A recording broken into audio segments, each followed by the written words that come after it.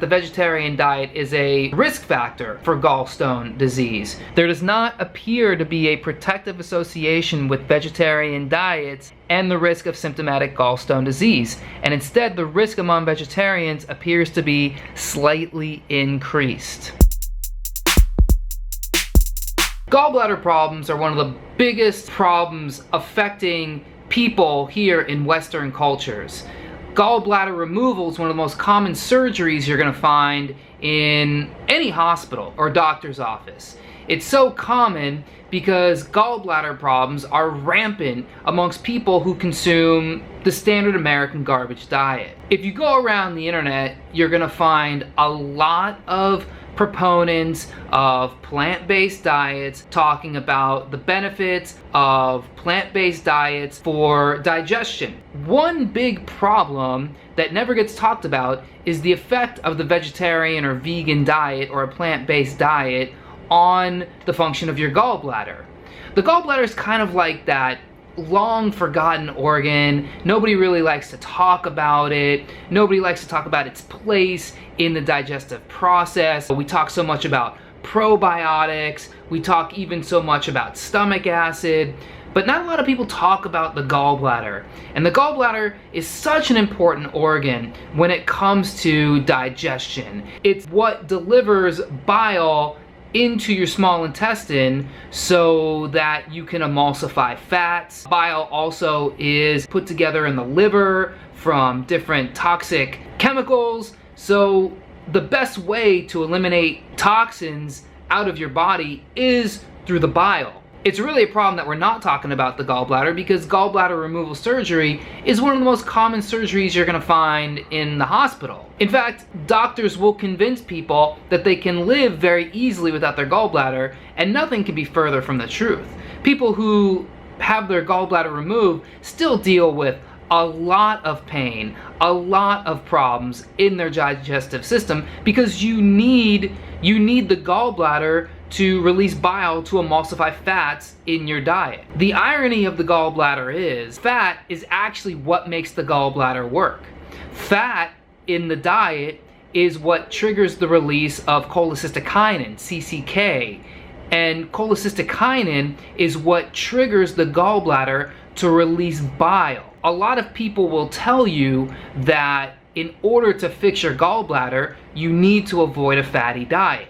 If fat is what triggers the production of CCK, cholecystokinin, and we need cholecystokinin to release bile out of the gallbladder because bile then emulsifies the fats, how are we going to get that working without fat? I was able to locate a very interesting study which was published in the European Journal of Clinical Nutrition. It's titled "The Vegetarian Diet as a Risk Factor for Symptomatic Gallstone Disease." And basically what this study says is that the vegetarian diet is a risk factor for gallstone disease, which, I mean, flies in the face of what most mainstream medical doctors will tell you. I mean, there's quite a bit of anecdotes and different ideas as to maybe why the vegetarian diet does contribute to the formation of gallstones. You can see right here it says, "Our results suggest that a vegetarian diet has no protective association with risk for symptomatic gallstones, and indeed may confer a modest increase in risk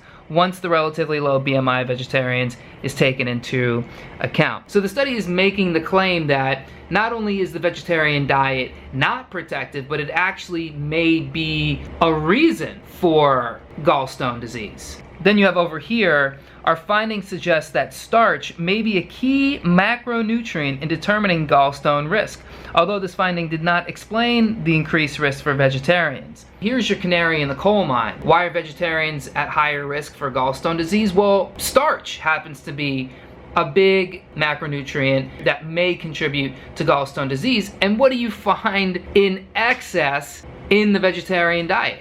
Starch. I mean, starch of all kinds. I'm not even talking about processed food starch. I'm talking about rice, beans, potatoes, starchy vegetables, squashes, pumpkin, all these different things, they have starch. Maybe it's not talking about whole food starch. Maybe it's talking about more processed food starch, which of course you find in a lot of junk food vegetarian and vegan diets. Boxed goods, pastas, different bread and grain items. You're gonna find a lot of this in the vegetarian diet. Down here towards the end of the article, it's making the conclusion there does not appear to be a protective association with vegetarian diets and the risk of symptomatic gallstone disease. And instead, the risk among vegetarians appears to be slightly increased. So of course, in the vegetarian diet, you're missing all the animal fats. If you're a vegetarian, you're gonna be missing most animal fats. You're gonna be missing beef fat, you're gonna be missing chicken fat. The biggest component of making the gallbladder work is the ability for the gallbladder to contract and actually release the bile. The gallbladder is where the bile goes from the liver. The bile now has to get out of the gallbladder. How does it get out of the gallbladder? Well, the gallbladder contracts when it is triggered by an enzyme called cholecystokinin, CCK.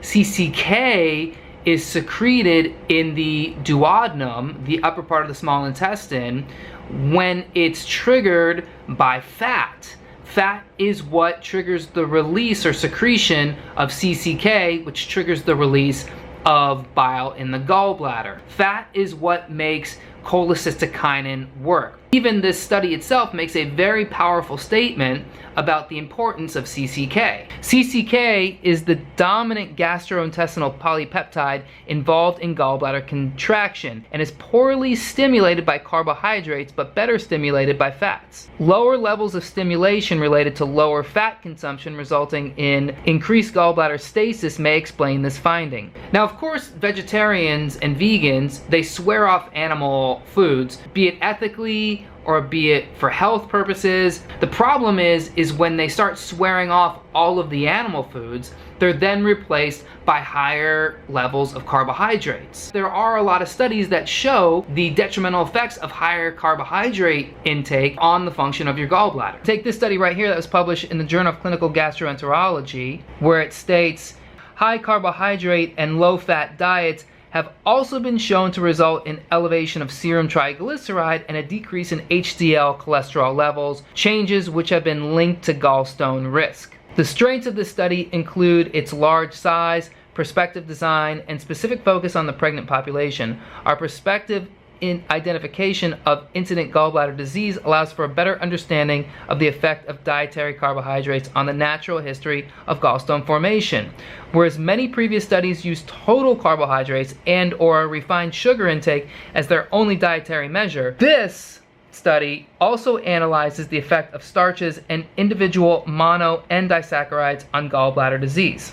In conclusion, we have shown that a diet rich in total carbohydrates and fructose is associated with formation of biliary sludge and stones during pregnancy. They were able to isolate pregnant women because pregnant women have a very high rate of gallbladder disease and gallstone formation. What they found was that the women who had higher carbohydrate intake had a higher level of gallbladder disease and gallstone formation. Very interesting, because I thought it was the fat. But of course it can't be, because there's no fat in these people's diets. Now you can also look at this study where they're talking about the effects of different food ingredients on the emptying of the gallbladder. They basically show here that the largest gallbladder volume change was observed with the positive fat-containing control, which was basically their highest fatty ingredient they had, was correlated or was observed with the highest positive change in gallbladder volume. The main conclusion from this initial scouting study was that long-chain fat with a high degree of emulsification was the best performer in stimulating gallbladder emptying, likely to be explained with current knowledge via the cholecystokinin duodenal response and to be tested in our second study. So not only are they saying that fat is good, but long-chain fatty acids. Long-chain fatty acids, that's your saturated fat right there. That's the fat that gets hard when it gets cold. You know, we're talking about like your beef tallow, your lard, your butter, even coconut oil. Although coconut oil is more of a medium chain triglyceride. Now, a lot of studies will do this thing where they conflate saturated fat and trans fat together. Although trans fat is a long chain fatty acid, it's basically a frankenfat. It's artificially made, something like margarine made from canola oils and vegetable oils. One of the biggest misconceptions of gallbladder disease and gallstones is the fact that gallstones are made up of cholesterol means that the more cholesterol you eat, the more gallstones you're gonna have. This could actually not be further from the truth. First of all, your body naturally produces cholesterol. So even if you don't eat fat, you can still get gallstones, which of course we've proven because of the existence of cholecystokinin. People who aren't eating fat are getting more gallstones. But now you have people like Dr. John McDougall saying that, well, because the gallstones are made up of cholesterol, the way to keep yourself from getting gallstones is to not eat cholesterol. Now, if you look at these gallstones, what you find is they're made of cholesterol. Aha, the first hint that it might be a dietary problem. What he's leaving out are all these other cofactors that go into the production of gallstones. You can see here in the study that was published in the British Medical Journal, talking about cholesterol gallstones, how they're formed, and how to prevent them. There's quite a few statements here that kind of fly in the face of what Dr. John McDougall says. One of which is, there must also be sufficient time for nucleation to occur, for crystals to form and grow to microliths, and for microliths to aggregate to form the gallstones. Hence, gallbladder stasis is a contributing factor to gallstone formation. So if you're not emptying the gallbladder, then yeah, the cholesterol crystals and all these different particles, they will sit there over time and they will form gallbladder stones. If you are regularly emptying the gallbladder, then you don't have to worry about that. So this article also states that stones are made of cholesterol, but that doesn't mean that's what makes gallstones. The stasis of gallbladder, hence more time for cholesterol to sit in there and not empty, is what does it. And then you come down here where it's talking about pregnant women getting gallbladder stones. The risk of gallstones is greater in younger women and is influenced by parity. A critical review of the literature indicates that parity is associated with gallstones only in younger females. This risk seems to apply to both the number and age of pregnancies. For example, a woman who has 4 pregnancies before the age of 25 has a 4-fold to 12-fold increased risk of cholesterol gallstones compared with an age-matched, weight-matched, nulliparous woman. Pregnancy favors gallstone formation through the hormonal influence on bile composition. Estrogens induced an increased input to the hepatic-free cholesterol pool by upregulating the low-density lipoprotein receptor. Decreased gallbladder motility during the 3rd trimester of pregnancy and an altered function of gallbladder mucosa may favor nucleation and growth of stones.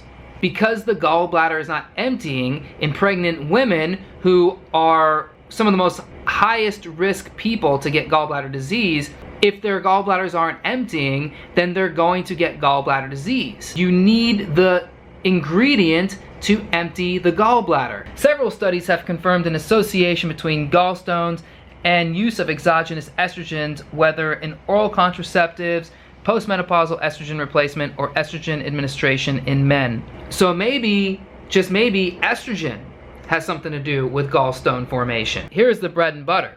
Most studies found no relationship between plasma cholesterol and gallstones. Supersaturation of the bile with cholesterol causes gallstone. How do you supersaturate that bile with cholesterol?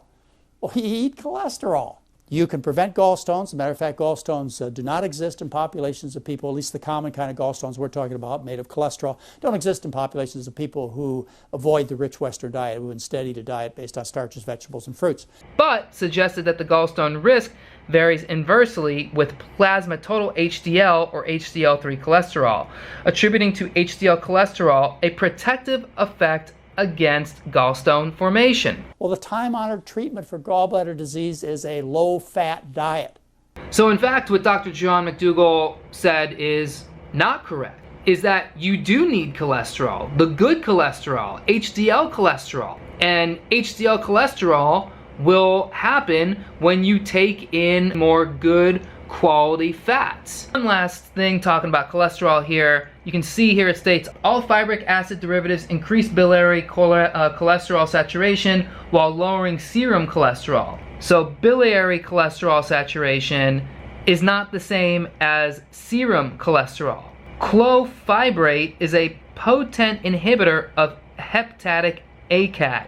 ACAT inhibition leads to an increased availability of free or unesterified cholesterol for secretion into bile, favoring gallstone formation. Basically what that's saying again is that cholesterol is not responsible for the formation of gallstones made of cholesterol. It's this oversimplistic thinking that plagues the vegetarian and vegan community. And really, when they're telling you simple things like, if gallstones are made of cholesterol, then eating more cholesterol is what gives you gallstones. How do you supersaturate that bile with cholesterol? Well, you eat cholesterol.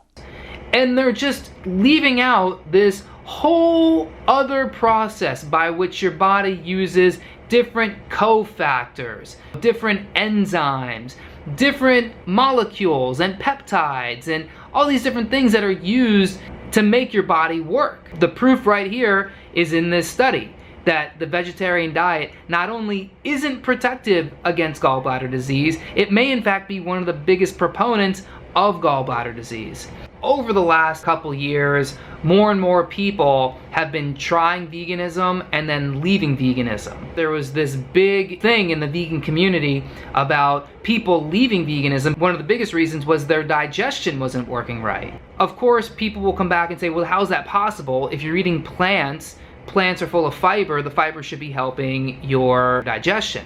But they're leaving out this very important part of the digestive process, which is the upper GI, which is for food to get through your digestive system in the first place, it has to be broken down. It needs all the right parts for all the other parts to work. You need the bile to come in, emulsify the fats. You need that to trigger other pancreatic enzymes before the bolus even gets into your small intestine. You need it to be broken down. And if you're eating these low-fat vegan diets, especially if you're on like a raw food diet, if you're not getting the fats, the oils that you need, your body's not going to work right. Your digestion's just not going to work right. So I'm curious to know what you guys think. Is this a thing you've dealt with? Are you a vegan or a vegetarian or a former vegan vegetarian? And maybe this is the missing link. Maybe this was the thing that made you realize why your digestion just was not working right. I'd love to know what you think. Let me know in the comments. If you enjoyed the video, give it a big thumbs up, subscribe to the channel, and of course, listen to the Holistic A-Hole podcast. Keep watching, everybody. I love your support. I'll catch you on the next one. Peace.